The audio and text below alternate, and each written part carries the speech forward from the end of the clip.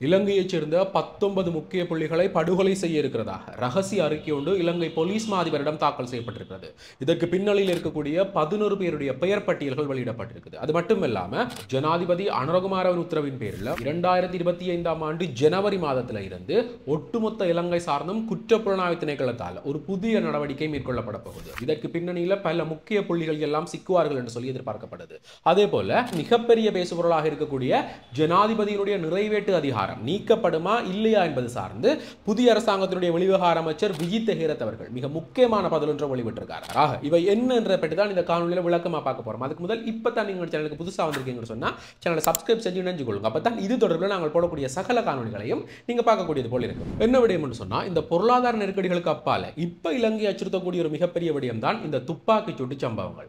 யார் சொல்றார்கள், எதற்காக சொல்றார்கள் என்று சொல்லி எந்த விடயமே தெரிய வராது. ஆனா ஒவ்வொரு நாள் காலையிலையும் ஏதோ ஒரு இடத்துல துப்பாக்கி சூட்டு சம்பவம் பதிவாக இருக்கிறத பத்திரிகைகள்ல காணக்கூடியதாக இருக்குது. இப்படிப்பட்ட நிலையில இன்றைக்கு இலங்கையினுடைய போலீஸ் அதிபருக்கு ஒரு ரகசிய தகவல்கள் கிடைக்கப்படுது. அதாவது ஒட்டுமொத்த இலங்கை சார்ந்தும் 19 பேர் இலக்கு வைக்கப்பட்டிருக்கிறதாக, இவர்களை படுகொலை செய்ய மிகப்பெரிய திட்டம் தீட்டப்பட்டிருக்கிறதாக இலங்கையினுடைய போலீஸ் அதிபருக்கு ஒரு ரகசிய தகவல் கிடைக்கப்படுது. இதற்கு பின்னணியில மிகப்பெரிய விடயங்கள் எல்லாம் இருக்குன்னு சொல்லியும் இதோட சம்பந்தப்பட்டிருக்கக்கூடிய 11 பேருடைய பெயர் பட்டியல்கள் கூட வெளியாக இருக்குது.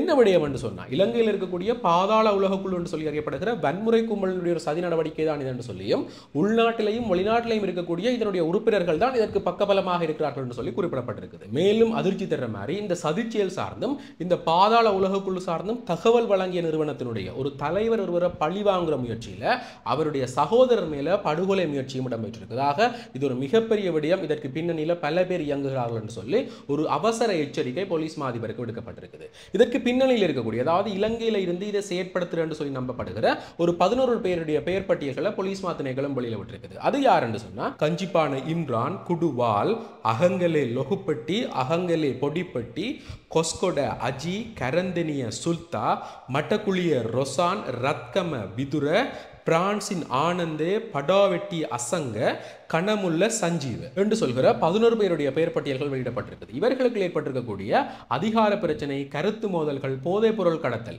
இப்படியாக ஏற்பட்டிருக்கக்கூடிய பிரச்சனைகளின் காரணமாகத்தான் இந்த கொலை செயல்கள் எல்லாமே திட்டமிடப்பட்டிருக்கிறதாக போலீஸ் தரப்பு விளக்கி இருக்குது. இதற்கெல்லாமே வலுச்சேர்க்கிற மாதிரி நேற்று இரவு ஒரு முக்கியமான நபர் படுகொலை செய்யப்பட்டிருக்கார். அதாவது 5 படுகொலைகளோட ஏற்கனவே தொடர்புடைய ஒரு நபர் சுட்டு படுகொலை செய்யப்பட்டிருக்கிறார். என்ன நடந்திருக்குன்னு சொன்னா பெத்தும் அல்லது லொக்கான்னு சொல்லி அழைக்கப்படுகிற 5 படுகொலைகள் அதே போல போதைப் பொருள் கடத்தலோட சம்பந்தப்பட்டிருக்கக்கூடிய குறித்த நபர் நேற்றிரவு இனம் தெரியாத நபர்களால் சுட்டு படுகொலை செய்யப்பட்டிருக்கார். அதாவது மோட்டார் சைக்கிளில் வந்திருக்கக்கூடிய 2 பேர் T56 ரக துப்பாக்கியை பாவிச்சு இந்த சம்பவத்தை செஞ்சிருக்கிறார்களாக.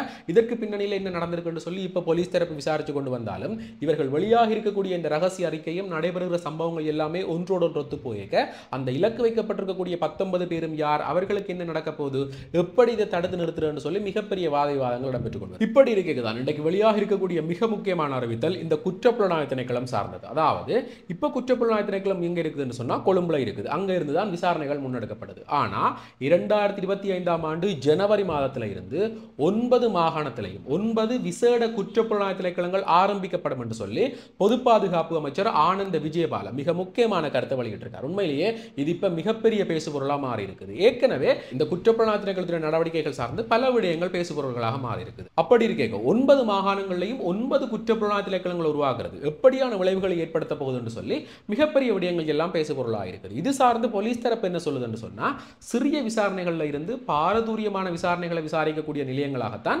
நாங்கள் இந்த குற்றப்புலனாய்வு திணைக்களங்களை உருவாக்க போறோம். இங்க ஒரு படிமுறையின் கீழ தான் நடைபெற போகுது. அதாவது இங்க ஒரு புதிய போலீஸ் பிரிவு உருவாக்கப்படும் என்று சொல்லியும் இந்த புதிய போலீஸ் பிரிவு தான் 9 திணைக்களங்களையும் கடமையில் இருக்கும் என்று சொல்லியும் இவர்களுக்கு கட்டளை பிறப்பிக்கிற அதிகாரியாக மூத்த டிஐஜி அதாவது பிரதி போலீஸ் அதிபர் ஒருவர் கடமையில் இருப்பார் என்று சொல்லியும் இவர் தான் இந்த 9 திணைக்களங்களுக்குமே கட்டளை பிறப்பிக்கிற அதிகாரியாக இருப்பாராம். ஆக இப்படியான ஒரு செயல்முறை மூலம் தான் இந்த 9 குற்றப்புலனாய்வு திணைக்களங்களுமே இயங்கப்படும் என்று சொல்லியும் இந்த திணைக்களங்களுக்கு கீழே இதுவரை தீர்க்கப்படாத வழக்குகள், அதே போல ஆட்கடத்தல்கள், போதைப் பொருள் கடத்தல்கள், அதே போல திட்டமிட்டு செய்யப்படுகிற மிகப்பெரிய குற்றங்கள் எல்லாமே உடனடியான விசாரணைக்கு உட்படுத்தப்படும் என்று சொல்லி போலீஸ் தரப்பு தெரிவிச்சிருக்குது.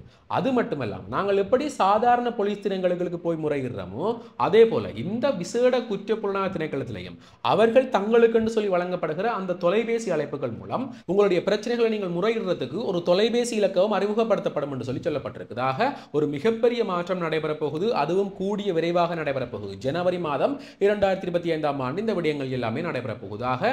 இந்த மாற்றங்கள் எல்லாமே நல்லதுக்கு வழிவகுக்குமா இல்ல கெட்டதுக்கு வழிவகுக்குமான்னு சொல்லி பொறுத்திருந்து தான் பார்க்கணும். ஏன்னு சொன்னா இப்ப இருக்கக்கூடிய இந்த போதைப் பொருள் கடத்தல், ஆட்கடத்தல்கள் எல்லாமே இது ஒரு தீர்வாக அமையும். இப்ப இருக்கக்கூடிய சாதாரண காவல்துறை நிலையங்களை விட இவைகள் விரைந்து செயற்படக்கூடியவை, அதே போல மேலிடத்தோட நேரடியாக தொடர்பில் இருக்கக்கூடியவர்களாக இவர்கள் எடுக்கக்கூடிய முடிவுகள் என்றது உடனடியானதாக இருக்கும் என்றதால இது சார்ந்து ஏதாவது நல்லதுகள் நடக்க வாய்ப்பு இருக்குது. மிக குறிப்பாக வடக்கு கிழக்கு பகுதி சார்ந்து இந்த போதைப் பொருள் கடத்தல்களை நிப்பாட்டினாலே மிகப்பெரிய விடயங்கள் எல்லாம் மாறும். என்று சொன்னா எத்தனை இளைஞர்கள் இதற்குத்தான் அடிமையாக இருக்கிறார்களாக.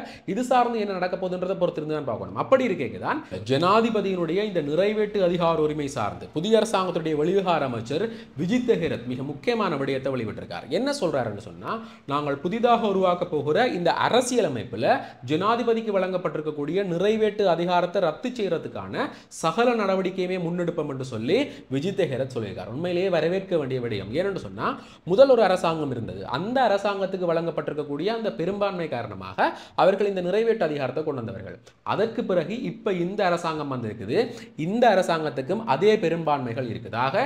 இவர்கள் இந்த அதிகாரத்தை நீக்குவார்களா இல்ல இது இப்படியே இருக்குமான்னு சொல்லி ஒரு கேள்வி நிலவி கொண்டு வரையதான் விஜித் ஹெரத் இன்றைக்கு இப்படி ஒரு பதில் அளிச்சிருக்காரு. இந்த விடயம் மக்கள் மத்தியில் மிகப்பெரிய வரவேற்பை பெற்றுட்டு இருக்குது. ஆக இது சார்ந்து விஜித் ஹெரத் என்ன சொல்லியிருக்காருன்னு சொன்னா, இந்த ஜனாதிபதிக்கு வழங்கப்பட்டிருக்கக்கூடிய நிறைவேற்று அதிகாரத்தை இல்லாமல் செய்வோம் என்று சொல்லி நாங்கள் எங்களுடைய தேர்தல் விஞ்ஞாபனத்திலேயே சொல்லியிருந்தோம்.